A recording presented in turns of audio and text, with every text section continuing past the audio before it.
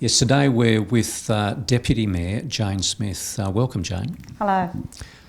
It's been a big time in these COVID times. How's it gone for the council laws, do you think? Well, we've continued to have meetings, and just like everybody else, we're being online. So that has benefits and disbenefits. I think councillors are generally keen to get back in the chamber and be talking to our staff face to face and not through the technology. But the technology has certainly been incredible in a time when we can't meet together. The council seemed to have operated from the outside relatively flawlessly. Everything has been happening as far as the construction's concerned and so on. How is it on the inside? How has it impacted the staff, do you think? Well, I think the staff have done an amazing job, really fantastic, and their motto is that we're still operating, we're just operating differently, and I think that's exactly what has happened. The staff have been out there, they've been delivering essential services. Obviously we've had to close libraries and some of our community facilities, but those staff have been reallocated during that time. So it's been really successful. I think it's always a great test of how an organisation functions and is resilient, and I think all the staff have done incredibly well. Well, this week, to jump right into the deep end, this week some of Council's planning powers were officially delegated to the new local planning panel. So we had the first meeting this week.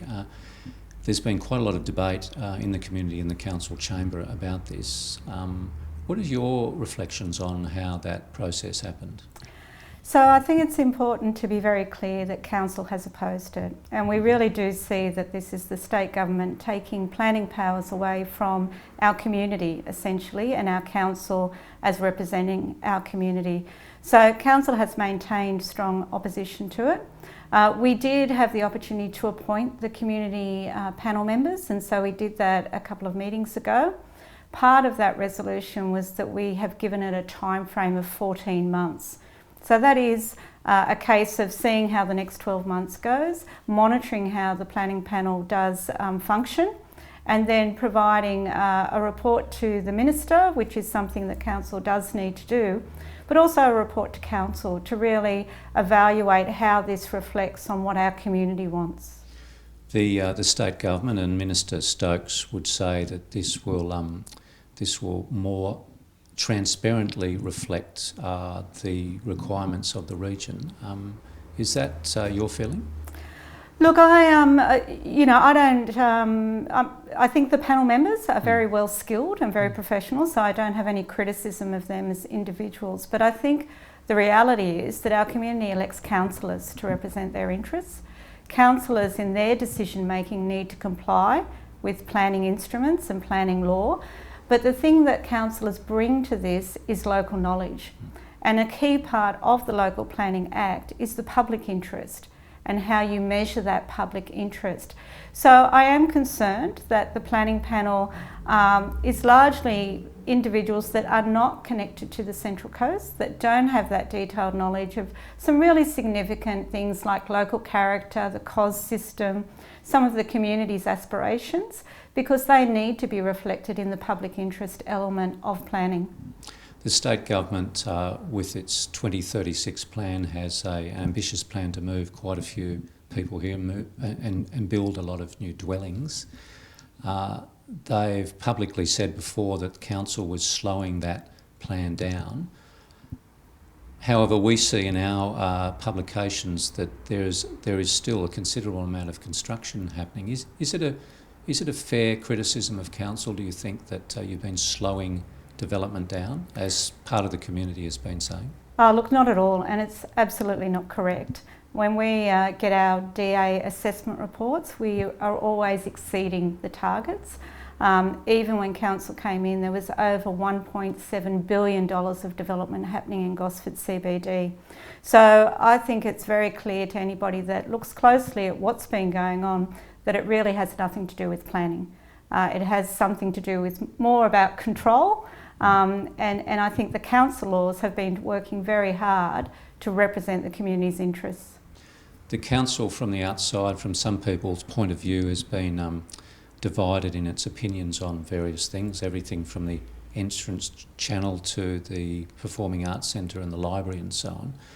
Do you think that was the background for the state government coming in and effectively taking some of these planning powers away from you? Well, look, I can't speak on behalf of the state government as to exactly what their reasons were. I suppose what I would say is that, you know, democracies have robust discussions and a suite of views, and that's what every council, every parliament, every government is going to have. They're going to have a range of views. And through that process of debating, of considering legislation, of considering a range of interests, you come up with a decision. That will be no different to what the local planning panel is tasked with, considering a range of views, the legislation, and coming up with a decision. Again, the difference being councillors are elected to represent the interests of the community and are best placed to know what those interests are and to factor them into the decision making.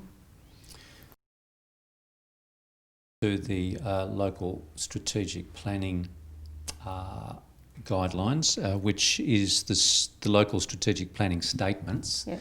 which have been out and heavily debated in some circles about these are character statements effectively of the 5 wards. How do you think that process has gone? So this is a really important document. It was introduced into the legislation fairly recently, I think it was last year or the year before, that every council has to do a local strategic planning statement. And it's the 20-year vision for land use on the Central Coast. So it is important, and an important part of that is engaging with our community to say, well, how do you see the Central Coast should be in 20 years' time? Unfortunately, for a range of reasons, I don't think that we've done that as well as we could have. So certainly COVID-19 has been a part of that.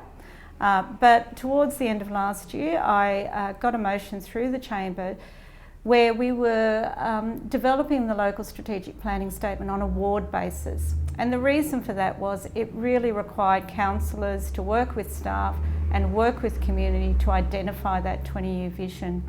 Now, unfortunately, it took quite a while to get a draft that we could put out to the community, and as that happened, we were basically hit by COVID-19, which changed everything. I suppose one of the really disappointing things about this is we did request an extension of time from the Minister for Planning, you know, partly because of COVID-19, and that was refused. So that has made it incredibly difficult for the community to really engage on this. Now, the importance of that can't be overstated. The LSPS will be the framework where we develop new LEPs and DCPs. So it is an important document. It's not finalised yet. We need to have it finalised by the 1st of July, so we'll still be working through that. The remarkable figures from our analysis is there really was only 30 or so submissions from the entire Central Coast formally put in, and there were relatively few people who've been directly consulted face to face, understandably because of that. And yet the Minister effectively said that they were going to give you a performance review if you didn't put it in on time. What's the consequence of that, do you think? So the consequence in terms of the plan is that it does come down to the councillors to really know their communities and reflect that in the final document. It does put a lot of pressure on our staff. It's a huge amount of work, and they're really working very hard to get that plan to a form where councillors are comfortable with it. But I think the other problem with that is the threat from the state government. Is really unhelpful in terms of building relationships, building trust, building cooperation across all levels of government to really deliver what we want for the future of the Central Coast. What will it mean, so to speak, on the ground for communities, coastal communities, mountain communities, and so on? What will this mean? What will be the consequences of a perhaps undercooked plan? Well, it does mean that the community will need to be very aware of how we go forward with our planning. So the draft document had lots of good things in it, but it also had lots of things that were concerning to people. So for example, there were some locations that really were small villages, but that wasn't identified in the plan. Now the implications of that for future planning is that they could see their local area change dramatically without the community being engaged in that process. Well, from development, we saw this week that council, there was a small win as far as the community is concerned with the pocket parks that had been, Sue Chidgey had previously fought again. The councillors seem to agree to take that sale or potential sale off the agenda. Is that the case? So look, that's certainly where councillors are heading. Mm-hmm. So at our last council meeting, there were two motions or two relevant things that went up as part of motions. So both the local strategic planning statement, but also we're exhibiting a place-based strategy. And I moved in both cases that we reassure the community that we consider and we want to retain local neighbourhood parks as well as those larger regional spaces. I think it's even more important after the pandemic when you look at the conversations that are happening around planning and what we've learnt. One of the things that is clear is that we need those open spaces locally, not just big regional parks.